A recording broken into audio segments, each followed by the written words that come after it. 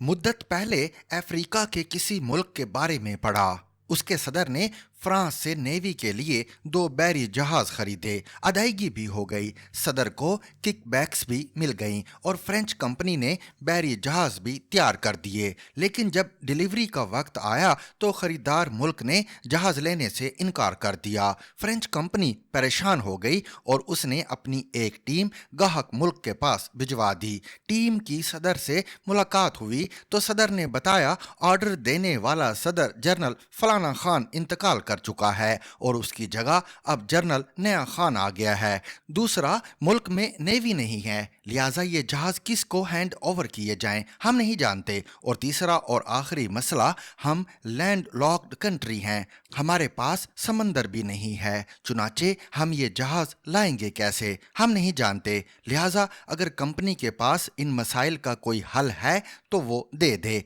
Team के माथे पर पसीना आ गया और वो मायूस होकर वापस चली गई। कंपनी ने जहाज 2-3 माह अपने पास रखे। इसके बाद मुकदमा चला और अदालत ने कंपनी को दोनों जहाज उस मुल्क की करीब तरीन बंदरगाह पर खड़े करने का हुक्म दे दिया। कंपनी ने इस हुक्म पर जहाज करीब तरीन मुल्क की बंदरगाह पर खड़े किए और चाबियां खरीदार मुल्क के सफारत खाने में ड्रॉप कर दी और इसके बाद खरीदार मुल्क उस वक्त तक जहाज़ों की पार्किंग फीस अदा करता रहा जब तक जहाज गल सड़कर कबाड़ नहीं बन गए। किताब में इस मिसाल के बाद मुसन्निफ ने लिखा था, अफ्रीका कुदरती वसाइल के लिहाज से दुनिया का अमीर तरीन लेकिन ऐसी इंसानी हमाकतों की वजह से तारीख का गरीब तरीन इलाका है। पाकिस्तान की कहानी भी इससे मिलती जुलती है। हम वसाइल, जुग्राफिये, आबादी और जज्बे के लिहाज से दुनिया के 10 बड़े मुल्कों में शुमार होते हैं। पाकिस्तान में दुनिया की तमाम सहूलतें मौजूद हैं, हत्ता कि हम ज़ाफ़रान और एवोकाडो भी उगा रहे हैं। हमारे पास तेल, गैस, सोना और यूरेनियम भी है, मगर हम इसके बावजूद गरीब तरीन मुल्कों में शुमार होते हैं। क्यों? क्योंकि ये मुल्क भी अफ्रीकी जहाज़ जैसे प्रोजेक्ट्स का कब्रिस्तान है। हमारे एक दोस्त की तहकीक के मुताबिक हम अगर माजी के प्रोजेक्ट्स मुकम्मल करने का बेड़ा उठा लें तो हमें तमाम प्रोजेक्ट्स मुकम्मल करने के लिए 34 साल चाहिए। ये दावा मेरे लिए हैरान कुन था, लेकिन जब मैंने खुद सुन गुन लेना शुरू की तो मैं भी सर पकड़ कर बैठ गया। आप यकीन करें, हमारे मुल्क में ऐसे हजारों बहरी जहाज खड़े हैं जिन्हें चलाने के लिए कैप्टन मौजूद हैं और ना ही इंजन और पेट्रोल। और अगर इन तीनों का बंदोबस्त हो भी जाए तो भी हम इन जहाज़ों को चलाने के लिए समंदर कहां से लाएंगे। इन प्रोजेक्ट्स की दरअसल बुनियाद ही गलत थी। हमने हाथी बांधने के लिए बांस का पिंजरा बना लिया था या शेर को बकरियों के बाड़े में बंद कर दिया था। चुनाचे हमारे खरबों रुपए जाया हो गए और हमने अगर अब भी अकल को हाथ ना मारा तो पाकिस्तान के इन बेवकूफाना मंसूबों की तकमील के लिए IMF और वर्ल्ड बैंक का सारा अकाउंट भी नाकाफी होगा। आप दूर ना जाएं, मैं आपको चंद प्रोजेक्ट्स बताता हूं और आपको इसके बाद चैलेंज देता हूं। आप अपने दाएं बाएं देखें, आपको इस मुल्क में ऐसे हजारों प्रोजेक्ट्स मिलेंगे जिन पर खरबों रुपए जाया हो चुके हैं और इसके बावजूद ये प्रोजेक्ट्स पुरानी बंदरगाह पर लंगड़े जहाज की तरह खड़े हैं। जनरल परवेज मुशर्रफ ने अपने ज़माने में सिंध में रैनी कनाल के नाम से प्रोजेक्ट शुरू किया था। ये जनरल मुशर्रफ का फ्लैगशिप मंसूबा था और जनरल मुशर्रफ अपने दौर में अपनी हर तकरीर में इसका ढंढोरा पीटते थे। जनरल परवेज मुशर्रफ का दौर खत्म हो गया, 3 हुकूमतें आईं और चली गई, अरबों रुपए खर्च हो गए, लेकिन वापडा ये नहर सिंध हुकूमत के हवाले ना कर सका। खुदा खुदा करके 2021 में सिंध हुकूमत ने इसका चार्ज लिया तो पता चला नहर में पानी ही नहीं। क्यों? क्योंकि ये नहर फ्लड चैनल थी और ये बारिशों की मोहताज थी। बारिश होगी तो इसमें पानी आएगा, बारिश नहीं होगी तो ये सूखी रहेगी और अगर खुदा न खास्ता इसमें पानी आ भी गया तो ये पानी जाएगा कहाँ? वापडा के पास इसका कोई जवाब नहीं था। क्यों? क्योंकि रैनी कनाल के पानी को फसलों तक पहुंचाने का कोई बंदोबस्त नहीं किया गया था। चुनाचे ये नहर भी अफ्रीकी जहाज बनकर पराई बंदरगाह पर खड़ी है। जनरल मुशर्रफ ही के दौर में धारवड डैम शुरू हुआ था। ये जामशोरो जिला में है और आप जब कराची से हैदराबाद जाते हैं तो ये आपको बाएं जानिब नजर आता है। इसके बारे में दावा किया गया था ये 25,000 एकड़ जमीन सैराब करेगा। ये डैम भी वापडा ने बनाया। ये 2014 में मुकम्मल हो गया, लेकिन ये 2018 तक सिंध हुकूमत को हैंड ओवर नहीं हुआ। डैम की फाइल 4 साल वापडा और सिंध हुकूमत के दरमियान जलील होती रही। बहरहाल 2018 में जब शुमाइल ख्वाजा जैसा दर्दे दिल रखने वाला bureaucrat secretary water and power बना और उसने जब प्रोजेक्ट की हालत देखी तो ये सीधे चीफ सेक्रेटरी के पास गए, उनकी मिन्नत की और यूं सिंध हुकूमत ने डैम का चार्ज लिया। लेकिन चार्ज के बाद पता चला इस डैम के लिए भी पानी का सोर्स नहीं और इसमें से पानी निकाल कर फसलों तक पहुंचाने का बंदोबस्त भी नहीं। लिहाजा सवाल ये है, डैम में पानी कहां से आएगा और अगर आ गया तो इससे निकाला कैसे जाएगा? ये जमीनों तक कैसे पहुंचाया जाएगा? इसका जवाब भी किसी के पास नहीं।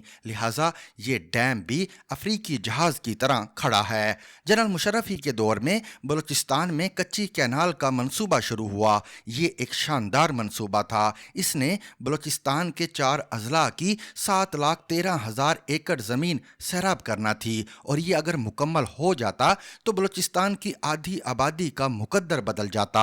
वहां हरियाली भी आ जाती और खुशहाली भी, और खुशहाली से दहशतगर्दी और अस्करियत पसंदी भी खत्म हो जाती। लेकिन अभी तक इसका सिर्फ फेज 1 मुकम्मल हुआ और फेज 1 की इस नहर में भी 140 शुगाफ हैं। फेज 1 में 6,000 क्यूसेक फुट पानी की गुंजाइश थी, लेकिन 2017 में इसमें सिर्फ 100 क्यूसेक पानी बह रहा था और इसमें इस कदर भल और रेत आ चुकी थी कि सिर्फ इसकी सफाई के लिए 20 अरब रुपए चाहिए थे। मगर इस सूरत हाल के बावजूद ब्यूरोक्रेसी ने सितंबर 2017 में नवाज शरीफ से कच्ची कैनाल का इफ्तिताह भी करा लिया और हुकूमत ने मुबारक सलाम के इश्तिहार भी दे दिए। आप आज भी इस कैनाल का मुआयना कर लें, आप अपना सर पीट लेंगे। बेनजीर भुट्टो ने अपने दूसरे दौरे हुकूमत में 1994 में सियालकोट के करीब समडियाल एक्सपोर्ट्स प्रमोशन जोन बनाया था। हुकूमत ने अरबों रुपए लगाकर इसमें 900 इंडस्ट्री प्लाट्स बनाए, इसके अंदर सड़कें और पुल भी बनाए और बाहर बाउंड्री वाल भी बनाई गई। लेकिन 2019 में 25 साल बाद इसकी सूरत हाल ये थी, इसमें सिर्फ 160 यूनिट्स थे और इनमें से भी सिर्फ 43 फंक्शनल थे, जबकि बाकी यूनिट्स और प्लाटों में 8-8 फुट सरकंडे खड़े थे और लोग बाउंड्री वाल की ईंटें तक उखाड़ कर ले गए थे। और आज की ताज़ा तरीन सूरत हाल ये है, इसके मजीद 30 यूनिट्स बंद हो चुके हैं और वहाँ इस वक्त सिर्फ 13 यूनिट्स काम कर रहे हैं और बाकी एक्सपोर्ट्स जोन में कुत्ते और खोते फिर रहे हैं। इस तरह हुकूमत ने 1990 की दहाई में सियालकोट में स्पोर्ट्स टेस्टिंग लेबॉर्ट्री बनाई। सियालकोट स्पोर्ट्स प्रोडक्ट बनाकर पूरी दुनिया में एक्सपोर्ट करता है। इन प्रोडक्ट्स के लिए क्वालिटी सर्टिफिकेट चाहिए होता है और पाकिस्तान में ये सहूलत दस्तयाब नहीं थी। चुनाचे एक्सपोर्टर को सर्टिफिकेट के लिए अपने नमूने यूरोप, बरतानिया और अमेरिका भिजवाने पड़ते थे और इससे वक्त और पैसा दोनों बर्बाद होते थे और ताखीर की वजह से सौदे भी कैंसिल हो जाते थे। हुकूमत ने अरबों रुपए खर्च करके टेस्टिंग लेबॉर्ट्री बना दी। जब बिल्डिंग मुकम्मल हुई तो पता चला बजट में मशीनरी और अमले के लिए रकम ही मुख्तस नहीं की गई। लिहाजा बजट का प्रोसेस शुरू हुआ और ये प्रोसेस आज 33 साल बाद भी मुकम्मल नहीं हुआ। इस दौरान इमारत खंडर बन गई। इसकी खिड़कियां, दरवाजे, लाइट्स, पंखे और फर्श लोग उखाड़ कर ले गए। मुझे यकीन है अब किसी दिन हुकूमत आलात और स्टाफ का बजट पास कर देगी, जिसके बाद लोग भर्ती हो जाएंगे और आलात भी मंगवा लिए जाएंगे। लेकिन फिर पता चलेगा इमारत वर्किंग पोजीशन में नहीं, इमारत के लिए दोबारा रकम निकलेगी, ये बनना शुरू होगी और जब ये मुकम्मल होगी तो उस वक्त तक आलात ख़राब हो चुके होंगे और स्टाफ अरबों रुपए तनख्वाह ले चुका होगा। और ये है इस मुल्क का कमाल। मेरी एहसन इकबाल से दरख्वास्त है, आप मेहरबानी फरमाकर नए प्रोजेक्ट्स पर काम रुकवा कर मुल्क के अधूरे प्रोजेक्ट्स पर रिसर्च कराएं। आप फहरिस्तें बनवाएं, पाकिस्तान में कितने स्कूलों, कॉलेजेस, यूनिवर्सिटियों, अस्पतालों, इंडस्ट्रियल स्टेट्स, नहरों, ब्रिजेस, डैम्स और सड़कों के प्रोजेक्ट्स नामुकम्मल पड़े हैं और फिर रिसर्च कराएं। یہ منصوبے نامکمل کیوں ہیں؟ اگر یہ مکمل ہو جائیں تو ان کا کیا فائدہ ہوگا؟ اور آپ اس کے بعد ہنگامی طور پر پہلے ان منصوبوں کو مکمل کرائیں۔ یقین کریں ملک پھر ترقی کرے گا، ورنہ ہم پوری دنیا سے مانگ کر رقم لاتے رہیں گے اور یہ رقم ان تندوروں کی راکھ بنتی رہے گی اور پاکستان مزید تباہی کے گڑھے میں دھنستا چلا جائے گا۔ For more Urdu and English columns with audio, please subscribe our YouTube channel or like our Facebook page. Zigzag News. We make it special.